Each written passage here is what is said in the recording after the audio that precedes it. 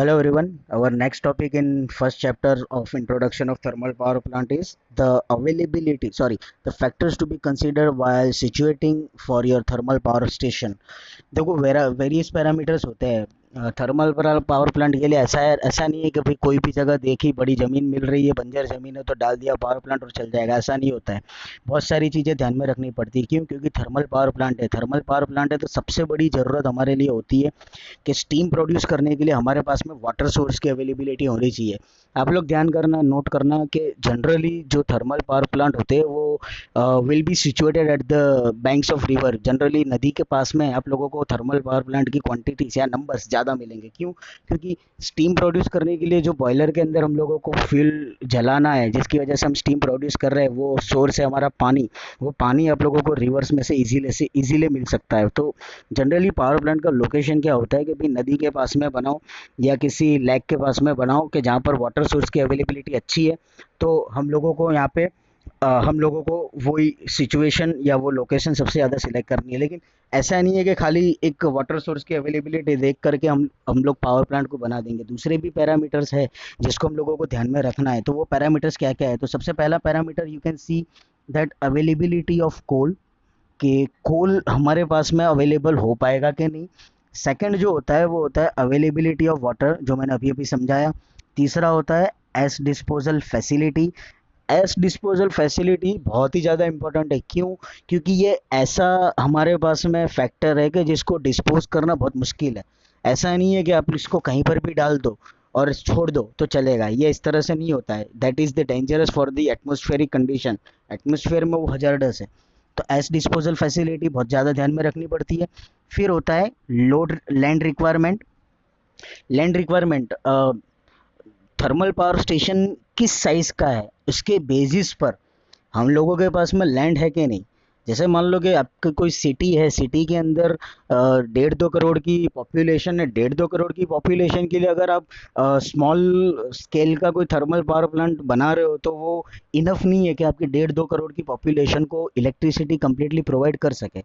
तो क्या होता है कि भी हम लोगों को उस तरह से लैंड की रिक्वायरमेंट भी होती है, बहुत ज़्यादा जगह चाहिए, तो वो लैंड अवेलेबल है कि नहीं वो देखा जाता है।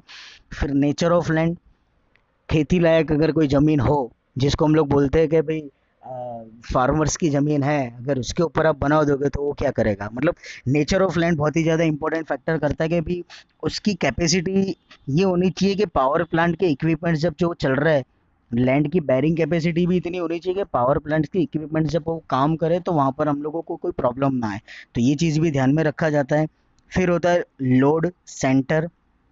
नेक्स्ट होता है ट्रांसपोर्ट फैसिलिटी।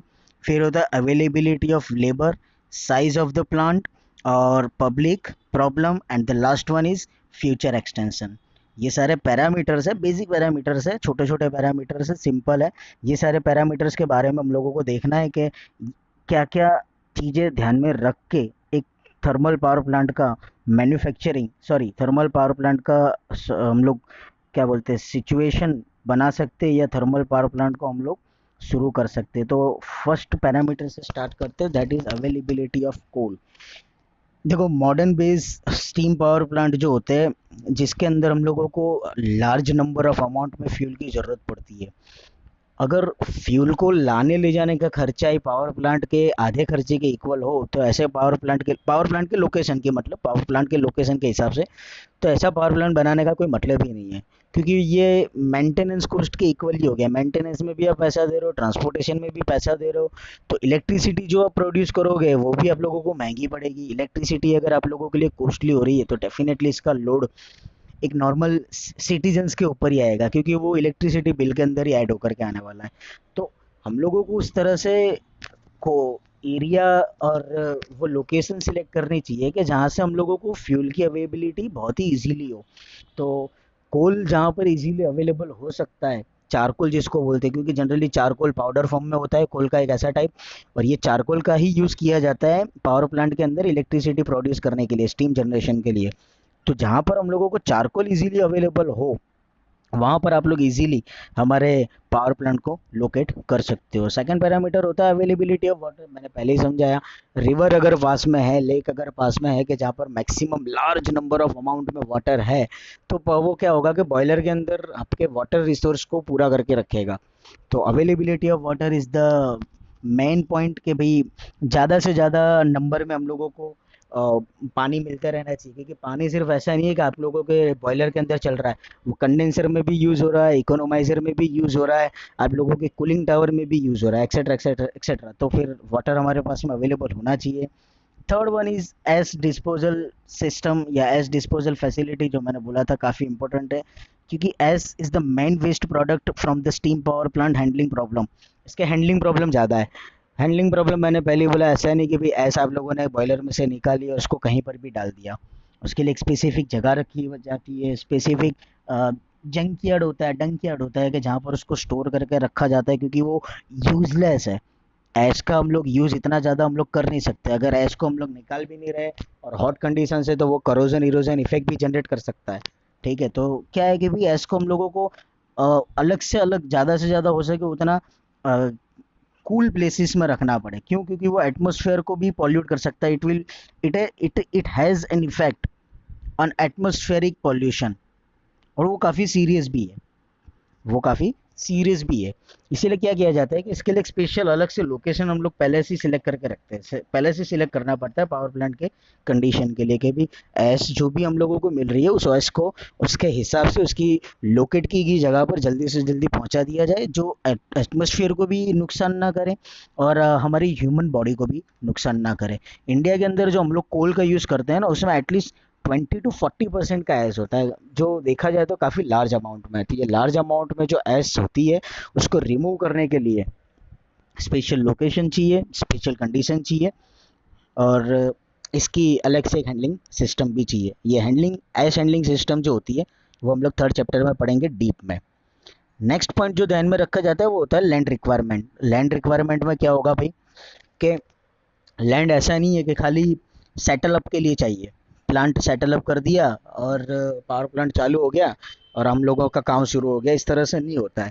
उसके लिए भी हम लोगों को अलग अलग पैरामीटर्स को भी ध्यान में रखना पड़ता है, कि भाई पावर प्लांट है मतलब लेबरर्स होंगे, मैन पावर होगा, तो उन मैन पावर को रोकने के लिए उनकी कॉलोनीज की भी ज़रूरत पड़ती है।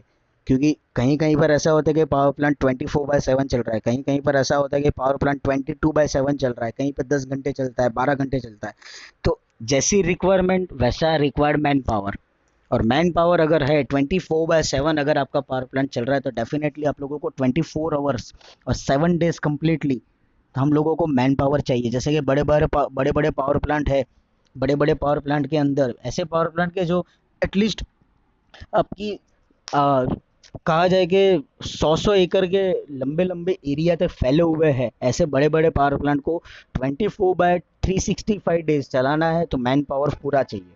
तो उन मैन पावर की फैसिलिटीज के लिए भी, ठीक है, उसके लिए भी हम लोगों को लैंड चाहिए। सेकंड थिंग, इलेक्ट्रिकल जनरेशन के लिए, मतलब जनरेटर आएगा, जनरेटर के साथ में ट्रांसफार्मर आएगा, उसकी लाइनिंग्स आएगी, तो इलेक्ट्रिकल इक्विपमेंट्स को भी हम लोगों को अरेंजमेंट करना है। तो वो सारी चीज़ों को अगर गिना जाए, तो एक बड़ा पावर प्लांट जो होता है उसके लिए जैसे कि मान लो 100 मेगावाट है, कोई एक सिंपल 100 मेगावाट का पावर प्लांट है, तो उसके लिए एटलीस्ट 300 to 500 एकड़ की ज़मीन चाहिए। तो लैंड रिक्वायरमेंट को भी ध्यान में रखा जाता है, कि भाई इतनी अमाउंट की हमारे पास में लैंड तो होनी चाहिए, कि जिसकी वजह से हम इजीली हमारे पावर प्लांट को लोकेट कर सकें। फिर होता है नेचर ऑफ लैंड, कि लैंड का नेचर कैसा है, लैंड का नेचर किस तरह से, ये बहुत ही ज़्यादा इंपॉर्टेंट है। क्यों? क्योंकि अगर उसकी बैरिंग कैपेसिटी अच्छी ना रही, तो डेफिनेटली वो चांस रहेगा कि अर्थ सरफेस को डिस्टर्ब करे। तो we have to select a land which has a good bearing capacity, as it has to withstand not only for the dead load of the plant but also for the force transmitted to the foundations।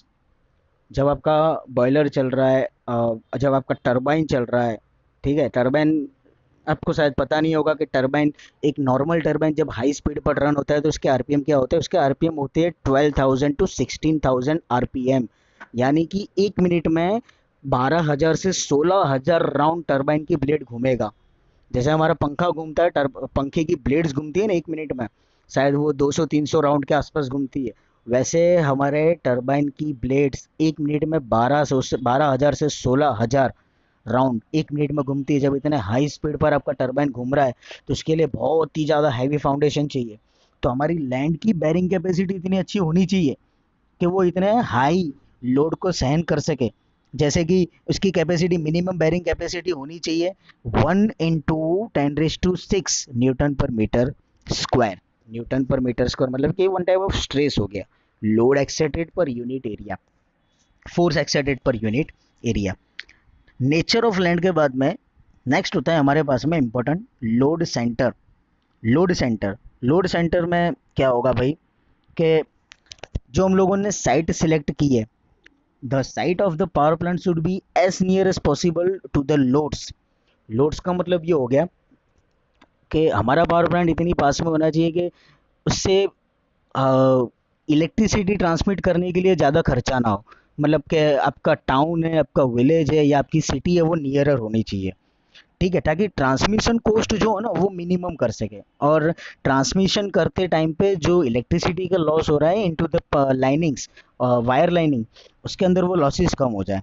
तो जितना हो सके उतना ज़्यादा से ज़्यादा power plant हमारे city के नियर होना चाहिए या विलेज के नियर होना चाहिए या टाउन्स के नियर होना चाहिए। जैसे कि आप देखा जाए तो टोरेंट पावर स्टेशन की आप अहमदाबाद में बात करो, that is situated to the banks of the Sabarmati river, लेकिन देखा जाए तो वो अहमदाबाद सिटी के बीचों बीच में, अहमदाबाद सिटी के काफ़ी पास में, तो वहाँ से उसको ट्रांसमिशन कॉस्ट काफ़ी कम होता है। ये बेस्ट एग्जांपल है कि इसके बेस पर आप लोग डिफाइन कर सकते हो कि हम लोगों को कितना कम पावर कंज्यूम कर, सॉरी, कितना कम कोस्टिंग करना पड़ेगा। तो लैंड लोड सेंटर इसी तरह से ध्यान में रखा जाता है। फिर नेक्स्ट पैरामीटर हमारे लिए होता है, नेक्स्ट पैरामीटर हमारे लिए होता है ट्रांसपोर्ट फैसिलिटीज़। ट्रांसपोर्ट फैसिलिटीज़ के अंदर क्या ध्यान में रखना है कि सबसे पहले तो कोल, कि भाई सोर्स से डेस्टिनेशन तक कोल को लाने में कितना खर्चा हुआ। दूसरा होता है कि जो भी इलेक्ट्रिसिटी प्रोड्यूस हुई वो इलेक्ट्रिसिटीज़ आपके घरों तक पहुंचाई जा रही, तो उसके अंदर कितना खर्चा हो रहा है। मैन सॉरी कोल के साथ साथ में हम लोगों को जो वाटर की ज़रूरत है, तो रिवर से या लेक से पानी को आप लोग बॉयलर तक कैसे लेकर के आ रहे हो, ये सारी ट्रांसपोर्ट जो होती है, मशीनरी के इंस्टॉलेशन के लिए हम लोगों को क्या क्या ध्यान में रखना है। तो ये सारी चीज़ों को भी ध्यान में रखना पड़ता है कि ट्रांसपोर्टेशन में खर्चा ज़्यादा ना हो जाए। अगर ट्रांसपोर्टेशन में खर्चा ज़्यादा हो रहा है तो डेफिनेटली उसकी इफेक्ट कहाँ पर होगी, तो आपके इलेक्ट्रिसिटी के बिल में। फिर नेक्स्ट होता है अवेलेबिलिटी ऑफ लेबर। मैंने पहले ही बोला availability of labour is most important parameter. Boiler ऐसे ही नहीं चलेगा, उसको चलाने के लिए मैन पावर चाहिए। टरबाइन ऐसे ही नहीं चलेगा, उसकी देख रेख के लिए मैन पावर चाहिए। कूलिंग टावर है, बहुत सारे कंपोनेंट्स होते हैं पावर प्लांट में, सुपर हीटर है, एयर प्रीहीटर है, इकोनोमाइजर है, मेकअप वाटर के लिए वहाँ से पंप को चलाना है। बॉयलर जो होता है वो ऐसा नहीं है कि ग्राउंड लेवल पर रखा होता है। बॉयलर जो होता है वो 10 story multi height 10 story multi building के लेवल तक, इतने हायर हाइट के ऊपर आपका बॉयलर सिचुएटेड होता है, ठीक है। तो मैन पावर की बहुत ज़्यादा ज़रूरत है। अगर लेबर आपके पास में नहीं है तो पावर प्लांट कैसे चलेगा। तो अगर लोकेशन इसी तरह से करना पड़े, इसी तरह से सिलेक्ट किया जाता है कि हम लोगों को मैन पावर इजीली अवेलेबल होता रहे। फिर होता है साइज़ ऑफ द प्लांट, कभी प्लांट का साइज़ किस तरह से, उसके ट्रांसमिशन कॉस्ट के हिसाब से हाई है, लो है, ज़्यादा है, लोड सेंटर के हिसाब से हाई है, लो है, ज़्यादा है, ट्रांसपोर्टेशन कॉस्ट कितना है, वाटर का कॉस्ट कितना है, ठीक है। फिर उसके मेंटेनेंस का कॉस्ट कितना है, ट्रांसमिशन लाइन का कॉस्ट कितना है। तो उसके हिसाब से हम लोगों को क्या होता है कि प्लांट का साइज डिसाइड करना पड़ता है। फिर होता है पब्लिक प्रॉब्लम। भाई पब्लिक प्रॉब्लम तो क्या है कि भाई चिमनी में से जो स्मोक निकल रहा है, अगर सिटी के बीच में आपका पावर प्लांट है, चिमनी में से जो आपका स्मोक निकल रहा है, तो सीधी सी बात है वो आपके सराउंडिंग के एयर को पॉल्यूट करेगा। और वो पॉल्यूटेड एयर अगर हम लोग हमारे ब्रीथिंग में ले रहे हैं, तो सीधी सी बात है हमारे हमारे लिए वो हजार्डस है कि भी हमारे ह्यूमन हेल्थ को वो नुकसान करेगा, क्योंकि वो वन टाइप ऑफ एमिशन है, ठीक है। जिस तरह से फ्यूल का एमिशन होता है उसी तरह से ये भी वन टाइप ऑफ एमिशन है। तो पब्लिक प्रॉब्लम्स में ये ध्यान में रखा जाता है कि आपका पावर प्लांट जो वो थोड़ा पब्लिक से दूर है। मैंने जो अहमदाबाद वाला एग्जांपल दिया, अहमदाबाद वाले एग्जांपल में ऐसा है कि उसका जो पावर प्लांट का लोकेशन है वो ह्यूमन एरियाज, पब्लिक एरिया से दूर है, पब्लिक एरिया से दूर है। जिस तरह से जीआईडीसीज होती है उसी तरह से टोरेंट का पावर स्टेशन है, that is too much away from the public areas. And the last one is future extension. Future extension का मतलब ये होगा कि अगर पहले आपने स्मॉल स्केल में चालू किया, उसको जब अगर आपको भविष्य में इन फ्यूचर मीडियम स्केल या लार्ज स्केल में ले जाना है, तो उसके रिगार्डिंग आपके पास में साइट अवेलेबल होनी चाहिए। इकोनॉमिकली आप इतने स्ट्रांग होने चाहिए कि आपके अंदर इतनी ताकत हो कि आप खर्चा करके उसको बड़ा कर सको। ठीक है। तो फ्यूचर में क्या क्या रिक्वायरमेंट आ रही है, फ्यूचर में किस तरह से आपको काम करना है, ये चीज़ को भी ध्यान में रखना चाहिए, इस चीज़ को भी ध्यान में रखा जाता है। तो ये सारे पैरामीटर्स थे, ये मेजर पैरामीटर्स थे जो एक थर्मल पावर प्लांट की लोकेशन बनाने में ध्यान में रखा जाता है। होप आपको समझ में आया होगा। अगर कोई क्वेश्चन हो तो आप ज़रूर मुझे कमेंट सेक्शन में पूछ सकते हैं। Thank you so much.